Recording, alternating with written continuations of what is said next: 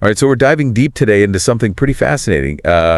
Sounds fun. Yeah, you sent over some excerpts from Interesting About Australian, and I think our mission today is going to be to uncover what makes this dialect, so unique. Yeah. Maybe even a little surprising for people. Definitely. And I think it's easy to think of English as this one uniform language. Right. But the reality is way more colorful. It is, yeah. Australian English is shaped by its own history and culture, and I think it really offers a perfect illustration of that kind of linguistic diversity. So let's just jump right in. Okay. To how Australian English sounds. All right.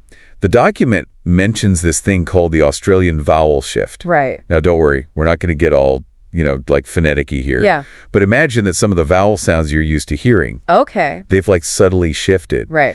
For example, the sound in bed might edge a little closer to the sound in bid for an Australian speaker. Uh-huh. Have you ever noticed anything like that? Yeah. Well, what's so fascinating to me is how these seemingly small shifts across a range of vowels, Right.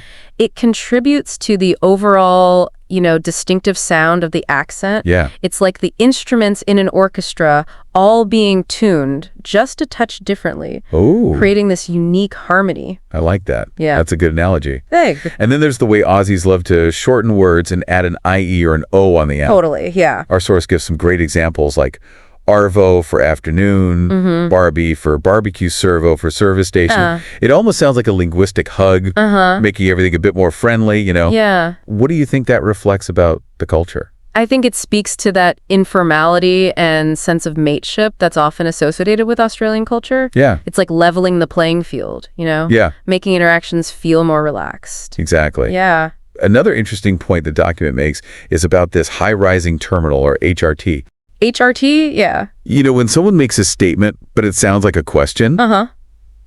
because their voice goes up at the end. It's a nice day today. Yeah, exactly. Yeah. Even though they're not really asking. Right. Apparently in Australian English, this isn't necessarily about uncertainty, Right. but more a way to engage you in the conversation. Yeah. Does that fit with your understanding? Absolutely. I mean, it can function as a way to invite agreement or keep the conversation going rather than signaling a lack of confidence. Right. It highlights, I think, a more collaborative approach to speaking. Interesting. Yeah. Okay, let's talk about some of the words themselves. All right. Interesting about Australian.pdf touches on some classic Aussie slang. Of course. Mate, of course, is mentioned. Right. Which I think a lot of people around the world recognize. Yeah. That go-to term for a friend. Right. And then there's fair dinkum, meaning genuine or true. Yeah.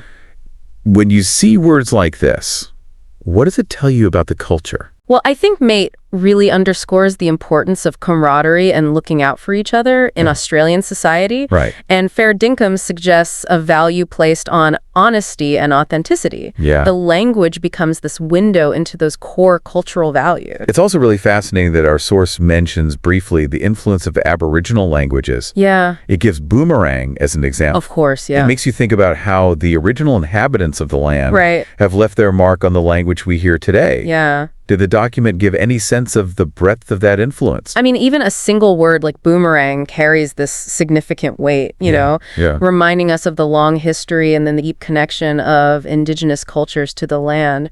It's a thread in the tapestry of Australian English that speaks to a much older story. Finally, the document touches on how this informality and perhaps laid-back attitude Right. seems woven into the fabric of Australian English. Yeah. And it also reminds us that even within Australia, a continent in itself, Yeah. there are regional variations, Totally. even if they might be subtler Right. than in some other English-speaking places. For sure.